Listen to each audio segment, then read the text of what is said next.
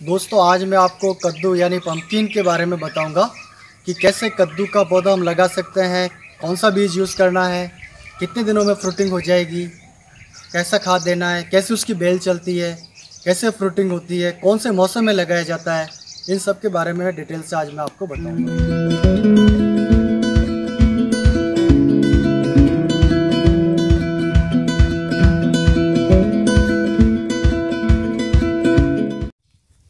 दोस्तों आपकी ज़मीन की क्यारा बनाने के लिए आपको पहले जो भी पत्ते हैं और कंकड़ हैं उनको साफ़ करना पड़ेगा। इसे जैसे मैं कर रहा हूँ वैसे आप क्लीन कर दें ताकि ज़मीन क्यारे बनाने के लिए रेडी हो जाए।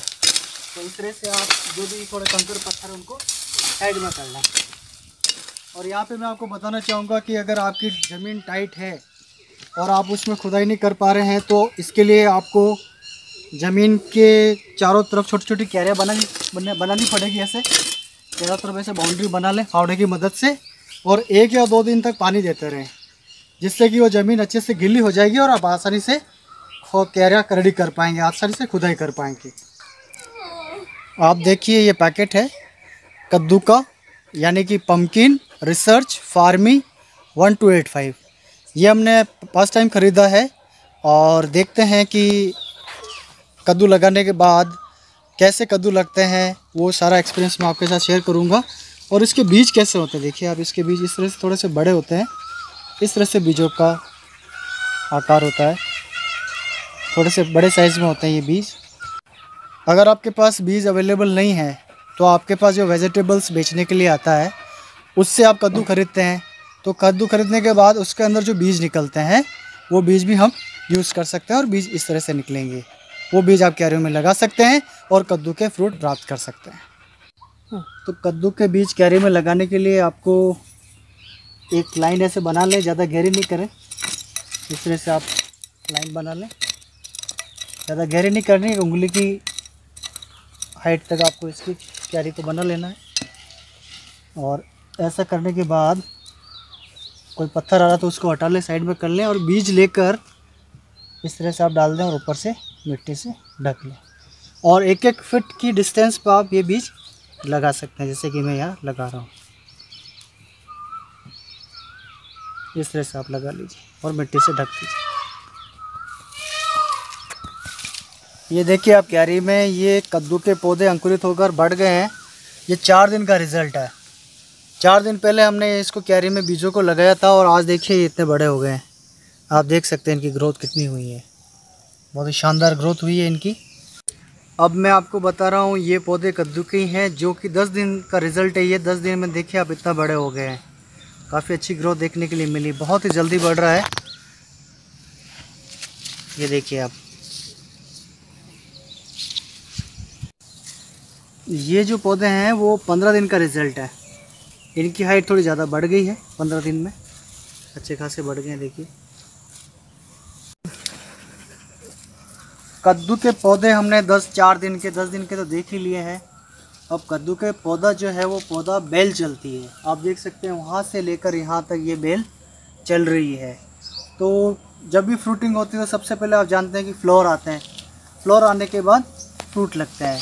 तो देखिए फ्लावर आ रहे हैं और ये छोटा सा कद्दू, ये देखिए यहाँ लगा हुआ है, यहाँ छोटा सा कद्दू ये लगना स्टार्ट हो गया है और धीरे धीरे ये बड़ा होने लगेगा। तो बड़ा होने के लिए देखिए ये साइज़ देखिए आप, ऐसा बड़ा हो जाएगा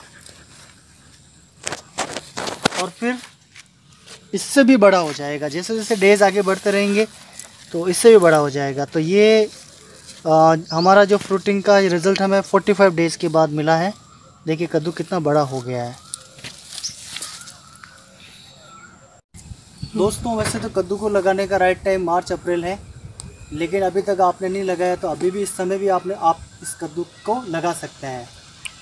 और अब अगर आप लगा देंगे तो इसकी जो ग्रोथ रेट है वो बहुत फास्ट है। जैसे मैंने आपको बताया था कि ये छोटा सा कद्दू आप देख रहे हैं, ये डे बाय डे बहुत तेज़ी से बढ़ता है। और ये जो कद्दू है ये 4 ऐसा ही था और 5 दिन में देखिए कितना बड़ा हो गया है। इसी तरह से ये बहुत जल्दी बड़ा होता है और इसकी बेल को आप प्रॉपर वाटर देते रहेंगे तो ये बहुत ही तेज़ी से बढ़ती है और अपने आप चलती रहेगी। बहुत सारे फ्लावर्स आएंगे और बहुत भरपूर कद्दू आपको मिलेंगे। आप देख रहे होंगे ये भी कद्दू की बेल जारी है और इस कद्दू के पौधे को हमने नवंबर दिसंबर में लगाया था, यानी सर्दियों में लगाया था। तो ये काफ़ी चल रही थी, फ्लावर भी आ रहे थे, लेकिन फ्रूटिंग नहीं हो पा रही थी। तो इसका हम कह सकते हैं कि किसी भी क्रॉप को उसके सही समय पे लगाने से बहुत फ़ायदा मिलता है। तो कद्दू का जो बढ़ने का समय है वो समर है, यानी गर्मी का मौसम इसके लिए बिल्कुल उपयुक्त समय होता है। आप इस समय कद्दू को देखेंगे, मैंने बताया भी था, तो बहुत ही तेज़ी से बढ़ रहा है, बहुत ही फ्रूटिंग तेज़ी से हो रही है, बहुत ही फ्लावर्स आ रहे हैं। तो ये तो हमारा एक एक्सपेरिमेंटल था कि अगर सर्दियों में कद्दू लगा दिया जाए तो क्या ग्रोथ रेट रहेगी, क्या बढ़ेगा नहीं बढ़ेगा। तो हमें ये रिज़ल्ट मिला है कि नहीं, सर्दियों में तो इसकी ग्रोथ रेट कुछ भी नहीं मिला हमको।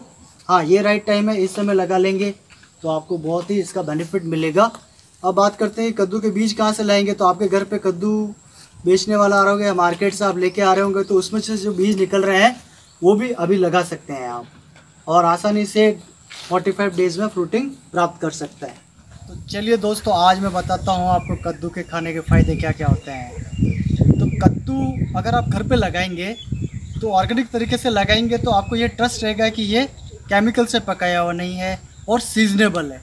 सीजनेबल इसलिए कह रहा हूँ कि आज हमारे को गर्मियों की सब्जियाँ सर्दियों में मिल रही है, सर्दियों की गर्मियों में मिल रही है, तो कुछ कहा नहीं जा सकता है। तो आप अगर इसको घर पे लगाएंगे, ऑर्गेनिक तरीके से लगाएंगे, तो आपको बहुत ही लाभ मिलेंगे। तो क्या क्या लाभ मिलेंगे कद्दू खाने के। तो कद्दू खाने का सबसे पहला लाभ है, इससे आँखों की रोशनी तेज़ होती है। कद्दू खाने से स्ट्रेस कम होता है, कद्दू खाने से पेट की समस्या दूर होती है, कद्दू खाने से त्वचा में निखार आता है, और सबसे इम्पॉर्टेंट, कद्दू खाने से इम्यूनिटी सिस्टम स्ट्रॉन्ग होता है, जो आज के समय में बहुत ही ज़रूरी है। तो अपने घर में ऑर्गेनिक तरीके से कद्दू लगाइए और सेहत को तंदुरुस्त बनाइए।